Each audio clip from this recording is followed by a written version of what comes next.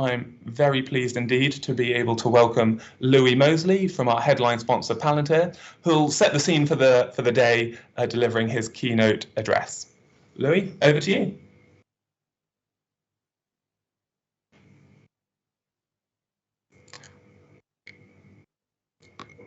Thanks, Henry, and thanks for that kind introduction. And thank you to Tech UK for organising this event and everything you do to champion digital technology in the UK. It's great to have this chance to talk about such an important topic. How can the government use data to deliver better outcomes for everybody in the UK? Clearly, the pandemic has turned all our lives upside down.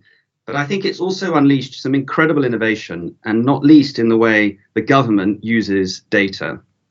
It's cast social inequalities into stark relief, but it's also brought us closer together. Just as the Second World War led to the foundation of the welfare state, I believe the COVID recovery could help us to refashion how the government works in the 21st century. So huge progress has already been made, as Henry mentioned. In the 10 years since it was founded, the Government Digital Service, GDS, has taken huge strides towards creating a more joined up, a more trusted, a more responsive government. The UK is now ranked in the OECD's Digital Government Index, 7th in the UN's Global E-Government Survey, and 1st in the Open Data Barometer. That's a very impressive achievement, but I think we can go further. At an individual level, getting better at sharing information could make the citizens' experience of the state far smoother. The GDS is already working on this at the moment by creating a single sign-on and digital identity for all government services. Just think about the difference this could make to somebody applying for universal credit. That's the point in people's lives when they're in difficulty and turning to the state for help.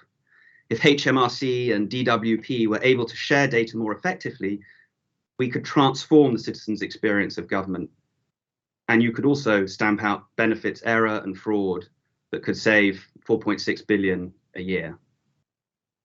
So creating a more joined up state is essential, but I think it's just the beginning. I believe the next frontier is building a learning state, the smarter state, one in which policymakers can continuously learn from and improve their decisions.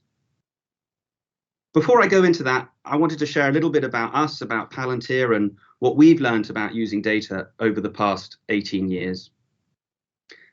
We make software that enables organizations to bring together information from the lots of different sources under their control and makes this data usable for people who make decisions. The NHS is using our software, for example, to coordinate the complex logistics of the COVID vaccine rollout. The World Food Programme is using our software to make sure aid parcels get to the right people. Airbus uses our software to ramp up production of the next generation of aircraft. So we've worked with some of the world's largest companies. We work with many governments around the world, and we see the same issues everywhere. Information is held in silos. It's often inaccurate, and it very quickly gets out of date. Crucially, though, it's hard to learn from what you do because information is a one-way conveyor belt. People collect the data, they use it to make decisions, but then the impact of those decisions is very rarely captured as new data that could get written back into the data asset to inform the next set of decisions. And the state faces exactly that challenge, but on an even greater scale. We all remember the difficulties this caused at the early stages of the pandemic. The government needed real-time data on things like COVID case numbers, hospital beds, ventilators, PPE, and different parts of the NHS were already capturing a lot of this information, but it was very hard to get hold of it in a fast and reliable way and bring it together because it was held in so many different disparate places.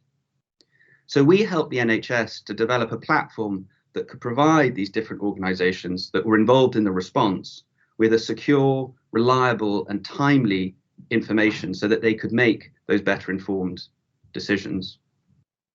Another great example of how the pandemic has opened up these new kinds of possibilities with data is the recovery platform, which was set up in a matter of days by two Oxford academics, Sir Martin Landry, to evaluate treatments for COVID-19. And by bringing together data from hospitals across the country, they showed that dexamethasone, a very cheap steroid, was an effective treatment, while the anti-malarial drug hydroxychloroquine was not. This has saved hundreds of thousands of lives already. So imagine, for example, how many more lives could be saved if NICE had access to this kind of data from across the NHS. It will be able to learn from the decisions that doctors are taking every day and find out which treatments are most effective for which groups of people. But before you can learn from data, I think you need to get the basics right. And we've learned this time and again through bitter experience. At Palantir, we think about that process in 3 stages. The first step is linking all of the information that's relevant to a decision and making sure it's accurate. You tag every piece of information so that you can trace where it has come from, and the system can automatically check whether that information, that data, is reliable. And then you represent it in a way that's easy for people to use, even for people who aren't data experts, because frankly, the vast majority of people in the organizations with which we work are not. The second step is then to use this data, this linked data, to start to guide decisions, which means you do all your analyses through the platform and you also use it to run your operations. And that starts to enable the third step, which is the creation of these feedback loops that capture all those operational decisions and their impacts as new data. That's essential because feedback is how we learn. We know that from our early experiences at school. Rather than a one-way conveyor belt, you have a circular assembly line where every time you interact with a data set, you're building on it. You're creating a fuller and more useful picture that will improve and make better informed the next set of decisions. Let's take the government's levelling up agenda as an example. Say you wanted to improve educational outcomes in areas where children are being left behind. The first step is getting together all the information that might impact how well the average child does at school. This could include a whole range of things, like data from DFE about local schools, data from HMRC about average incomes in the area, data from the ONS about demographics, and so on. The second part is then using that up-to-date, that real-time picture of the system to start to guide those decisions. You could then begin to run models that understand which factors play the biggest role in determining those educational inequalities, and to work out which communities or even schools might need additional support.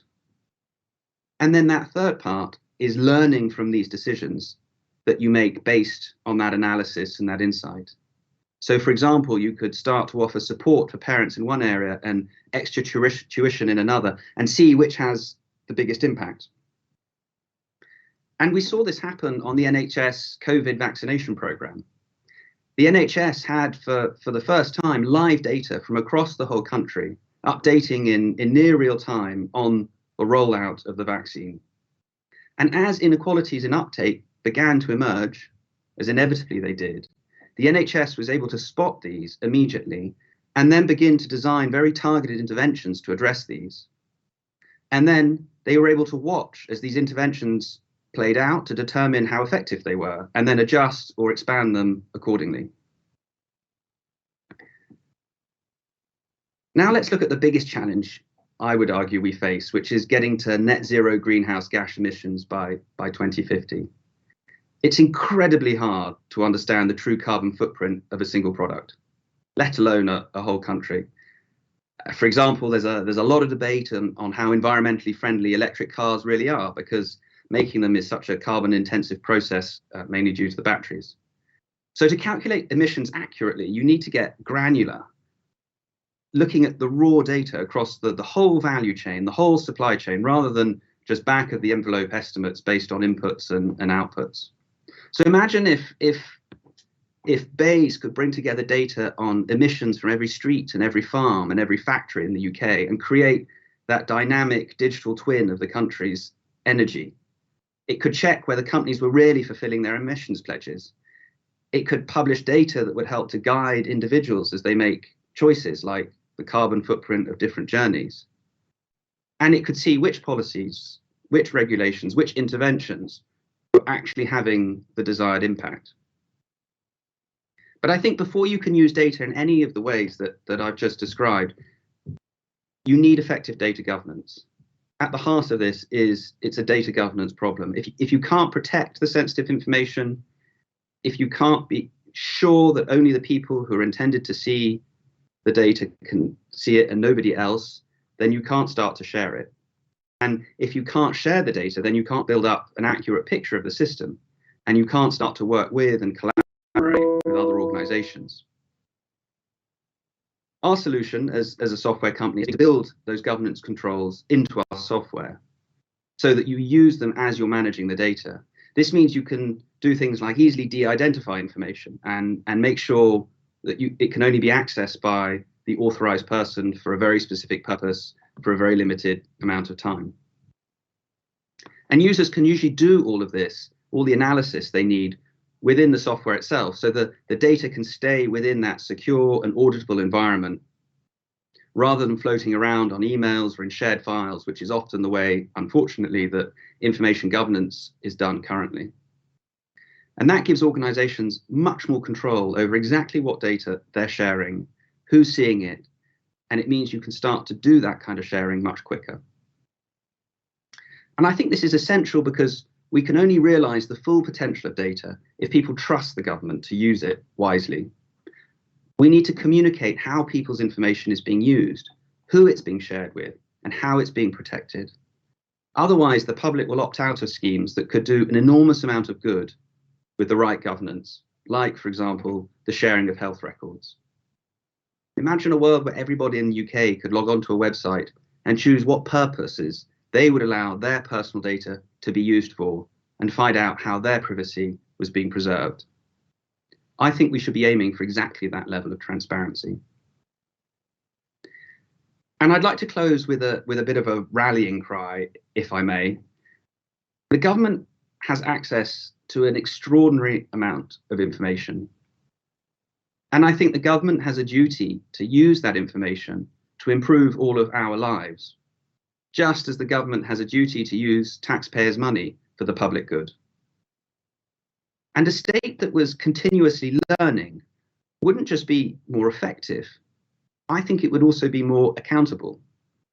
It would be able to answer fundamental questions like, how do people live now and what services do they need? Are the policies that the government is pursuing achieving what they're set out to do? Are we getting value for money? And I believe being able to answer those questions is the key, not only to building the smarter state, but to rebuilding trust in our institutions.